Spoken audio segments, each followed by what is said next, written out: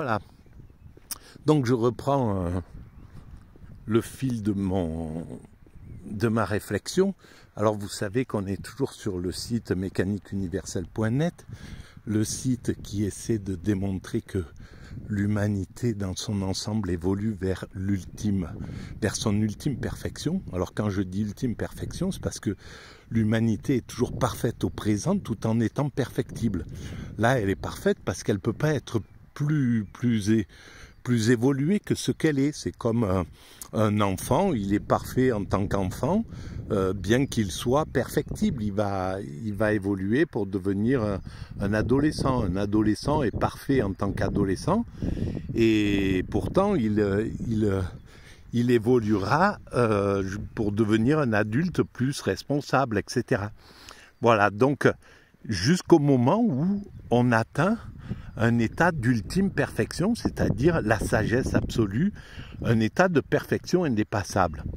En fait, ça correspond un peu à la vieillesse, à l'homme qui a atteint le degré de sagesse totale, absolue, qui a compris la futilité de tout ce qu'il poursuivait dans sa vie, etc., mais qui a agi comme il devait agir et qui a atteint une sorte de moment où il peut être passé dans la contemplation et la haute spiritualité et l'extase. Voilà. Et donc nous allons vers cet état de sagesse et d'extase. Ça c'est pour la base.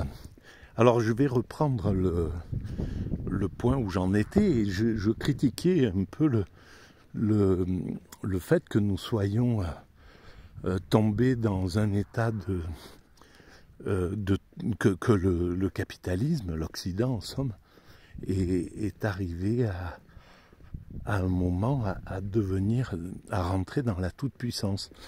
Cette tombée en toute-puissance, elle s'est faite quand l'Occident a terrassé son ennemi de toujours, d'un siècle, c'est-à-dire le communisme. Il y avait deux idéologies se faisaient face et se sont battues pendant pratiquement 100 ans, le communisme et le capitalisme. Et tant qu'ils étaient en combat, ils ne s'affrontaient pas directement, ils s'affrontaient dans comment on dit, par victime collatérale interposée en fait, voilà, ils allaient se battre, l'URSS et les États-Unis allaient se battre en Afrique ou ailleurs, mais jamais directement, quoi. Ils n'ont pas franchi le pas, et là par contre on est pratiquement en train de le faire. Et donc dans ce combat, le capitalisme a fini par vaincre le communisme, et à partir des années 80, il est rentré dans un état de toute puissance. Et cet état de toute puissance, évidemment, fait que ça entraîne une sorte de danger. L'homme, ça a mis une sorte de danger sur la planète. D'abord de la violence, parce que la toute-puissance, quand les États-Unis sont devenus les gendarmes du monde, c'est-à-dire à partir des années 80, on voit tout ce qu'ils ont enclenché comme guerre, comme destruction, comme violence. L'Irak, la Syrie, le Yémen, enfin bref, tout un tas de régions, l'Afghanistan, etc. Ils ont ce sentiment d'impunité et de toute puissance a fait qu'ils ont ravagé complètement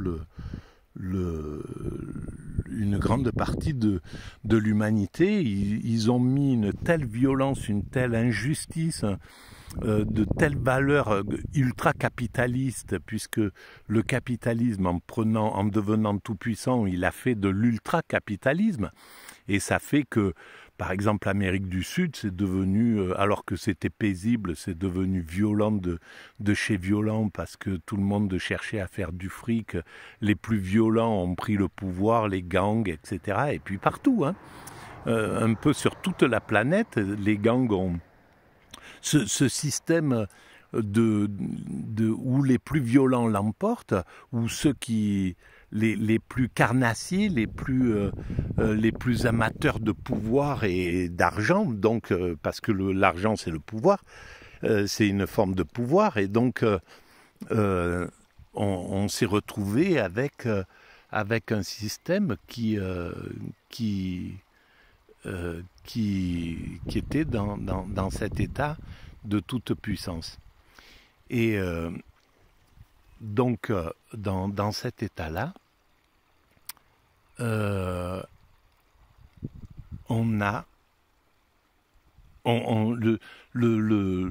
gendarme, ce nouveau dominant, l'Occident, on va dire, derrière les États-Unis, l'Europe, ont mis le monde donc sous leur pillage d'abord, et puis sous la violence. Voilà, il y a eu le degré de violence qu'on connaît depuis les années 80, cette augmentation faramineuse, elle est due au fait que c'est le capitalisme qui est devenu tout puissant quand il a réussi à faire tomber le communisme qui était son challenger.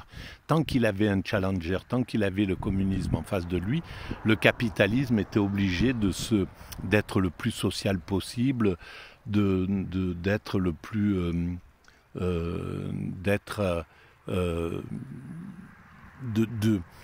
de prendre le meilleur du communisme, c'est-à-dire l'égalité, travailler sur l'égalité, travailler sur le partage, développer le social. Le social a explosé dans les années, entre les années, on va dire 50 à la sortie de la guerre, jusqu'aux années 80, les acquis sociaux n'ont pas arrêté de progresser. C'était énorme. Tout simplement parce que les capitalistes étaient obligés de développer cette partie d'eux-mêmes qui était pas... qu'ils sous-estimaient en somme. Et pareillement pour le communisme. Le communisme a été obligé également de donner des libertés. Lui, c'était ça qui lui manquait dans son logiciel. Il était obligé de donner des libertés s'il ne voulait pas envoyer du grain à moudre en face à son ennemi, qui était le capitalisme. Donc, tant qu'il y avait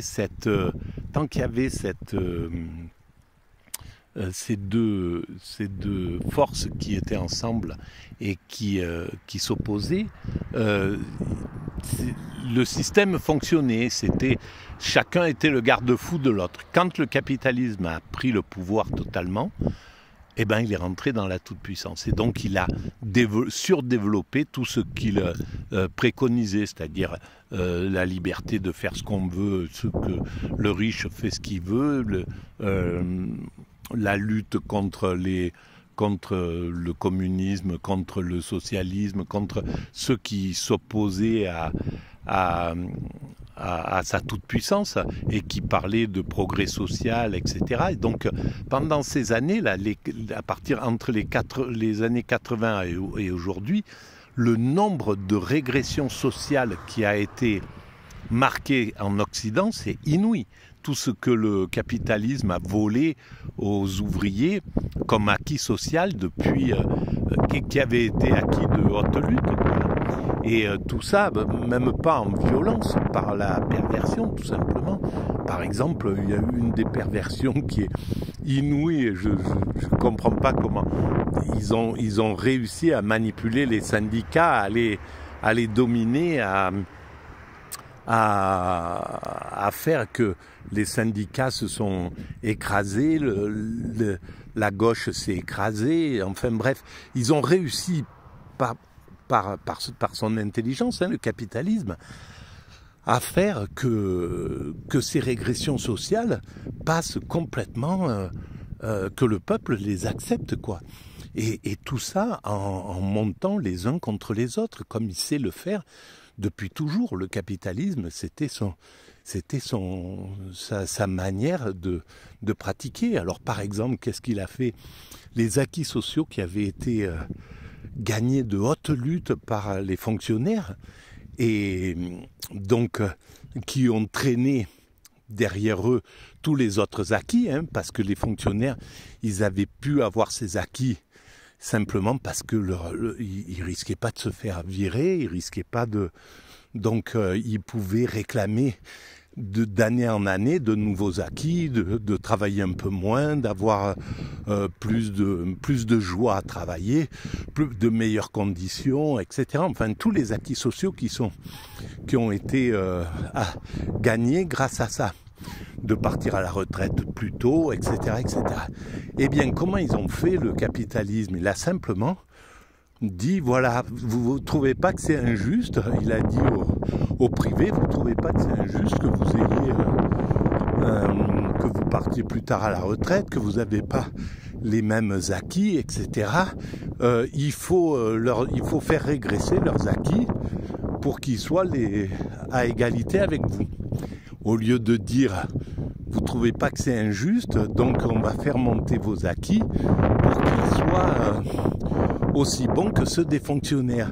Et grâce à ça, ils ont réduit les acquis des fonctionnaires, ils ont fait régresser par le bas, en fait, les acquis de tout le monde.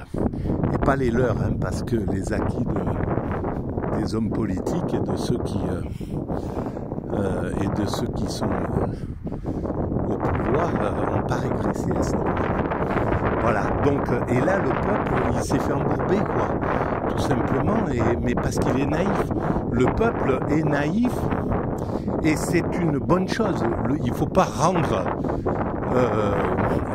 suspicieux, méchant, l'inverse du naïf, le peuple. Il faut empêcher les abuseurs d'abuser les naïfs. C'est simple. C'est de ce côté-là qu'il faut prendre les choses. Voilà, bon bref, il fallait que ça se fasse comme ça, puisque ça s'est goupillé de cette manière-là. Mais on voit bien comment le sentiment de mal-être dans lequel nous sommes, c'est lié à cette toute-puissance du libéralisme, quoi, tout simplement. Quand on a affaire à un système tout-puissant, quand il est proche de nous, quand il est là, ben c'est comme si dans un village, je reprends souvent cette image, mais admettons, il y a une famille qui a acquis une sorte de toute-puissance. On peut le voir dans les pays où la mafia règne. Si dans le village il y a un clan qui est tout puissant, qui fait régner la terreur, eh bien on vit dans un sentiment de danger, quoi. Les gens ils sont dans une sorte de sentiment de danger tant que le problème n'est pas résolu. Et là on est dans un sentiment de danger avec cette toute puissance du néolibéralisme. Et qui pour pas perdre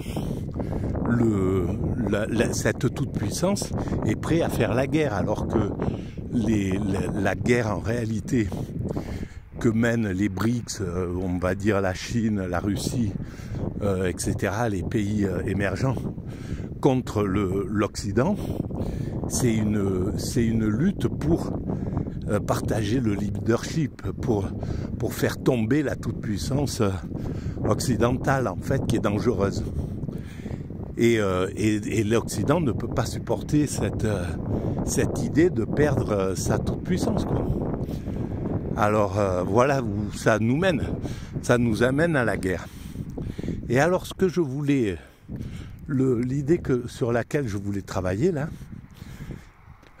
mais je pense que je vais même pas encore la faire sur ce coup-ci, parce que ça va faire une trop longue vidéo. Donc je vais arrêter là pour celle-ci. Il y avait des choses intéressantes à dire, je pense, sur l'évolution, et ça éclaire un petit peu, mais bon, c'est ce que j'ai écrit.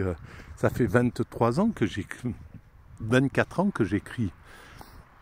Ça, je m'en suis rendu compte dès que j'ai commencé à m'intéresser à l'évolution de l'humanité, et donc j'étais confronté au présent, quoi, à ce qui se passait dans le présent de l'évolution. Et donc ça, c'est déjà écrit sur mon site mécaniqueuniverselle.net. Donc vous pouvez aller le lire. Et donc ce que je voulais vous dire, si vous pensez que c'est cette vision un peu atypique, neuro-atypique, avait un peu d'intérêt universel, vous pouvez mettre des pouces, vous pouvez vous abonner. Ça fait avancer la visibilité. Vous pouvez laisser des commentaires, c'est aussi important, paraît-il. Vous pouvez envoyer le lien à vos amis et puis vous pouvez visiter donc la mécanique universelle, le site sur internet, le site qui explique tout ça. Voilà. Et puis les vidéos l'expliquent, hein. Il y a toutes les vidéos, il y a plus de 2000 vidéos je pense maintenant. Donc voilà, il y a beaucoup de vidéos qui parlent un petit peu de tout ça. Eh bien, je vous souhaite une bonne journée et je vous dis merci pour votre présence et votre écoute. À très bientôt.